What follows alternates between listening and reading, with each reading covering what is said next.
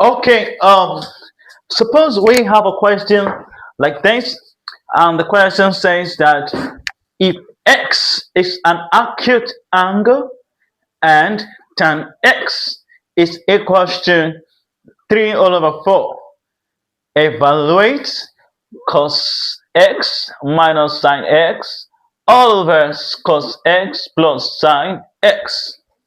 Okay, so before we get to jump into solving questions like this, tan and cos sine, we need to understand, for example, that if this is a triangle, okay, let's say this is a triangle, and we all do know that this place is our hypotenuse, this place is our opposite, while this place is our adjacent, and this angle.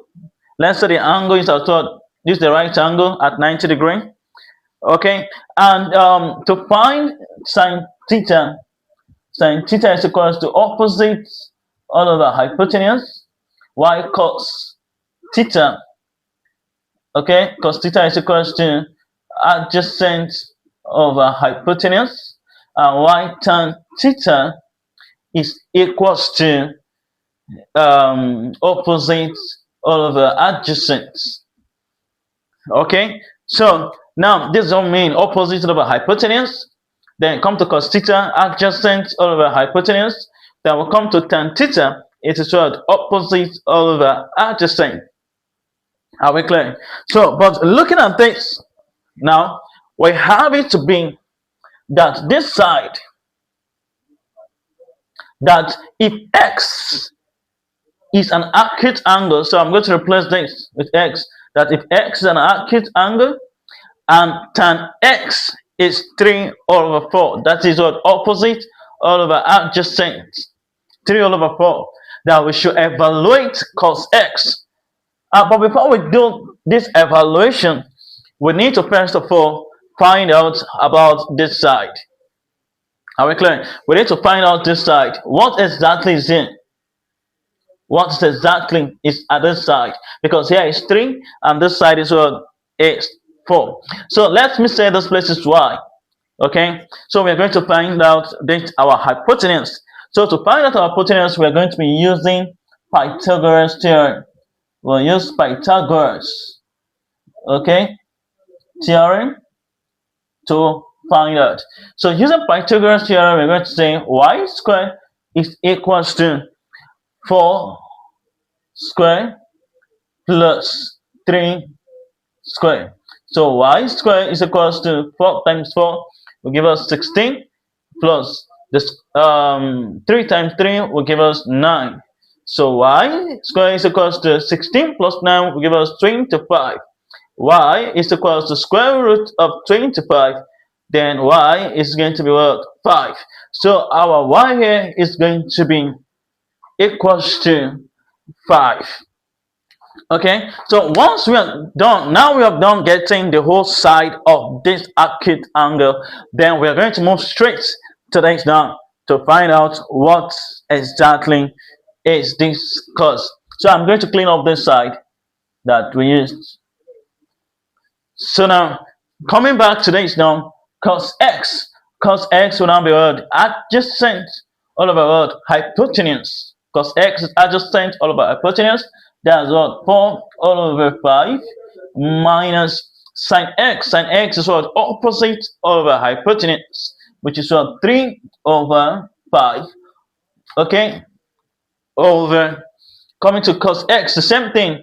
4 over 5 minus, okay, plus. Come to sine x is 3 over 5. Now, once we are done with that, the next stage we're going to do is to find the LCM of 5 and 5. So the LCM of 5 and 5, because this section you see here is the numerator, while the section we see this place is our denominator. This is our denominator, this side is denominator, this is our numerator. So let's finish with the numerator now. So to deal with the numerator, we have 5. Now we're going to find the LCM of 5 and 5.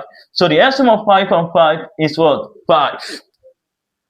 Are we clear? So 5 divided 5 give us 1. 1 times 4, well, 4. 5 divided 5 will give us 1. 1 times 3, that's minus 3. Okay, so all over. We come to the denominator now. Okay, we come to the denominator side. Then the LCM of 5 and 5 is the same 5 again.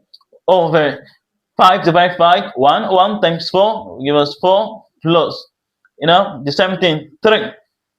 Are we clear? So, therefore, we are going to say that 4 minus 3 will give us 1 over 5 all over 4 plus 3 will give us 7, okay, over 5. So, saying it this way now, let's arrange it properly. We are going to be saying that 1 all over 5 divided by 7 over 5. Okay, therefore 1 all over 5, change this to multiplication times, then this one will become inverted, then going to be 5 all over 7. So 5 divided 5, we are going to have 1 all over 7. This is our final answer in solving a question like this. Are we clear? So sure, I'm very much sure that this won't be a problem. However, I'm going to give you one for you to solve, because when I do one, I will expect you to do something too. So therefore, I'm going to be asking you to solve a question like this. If solve this one, if sine x is equals to 12 all over 13, okay, if sine x is 12 all over 13, where 0 degree, where 0 degree, okay, is less than x and less than 19 degree. First stop, find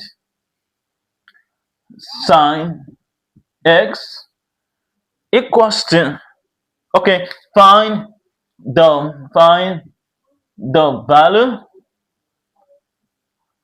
value of 1 minus cos square x. Okay, this is what we're going to do. Are we clear? So suppose the question is given to us this way, that if sine x is equal to 12 over 13, where 0 degree is less than x, less than 90 degree, find the value of 1 minus cos square x. That is what you are going to do. So in our next video, I'm going to see the way you solve the question in the comment section, and if it's not correct, I'll be doing this question in our next class. Okay, have a nice day.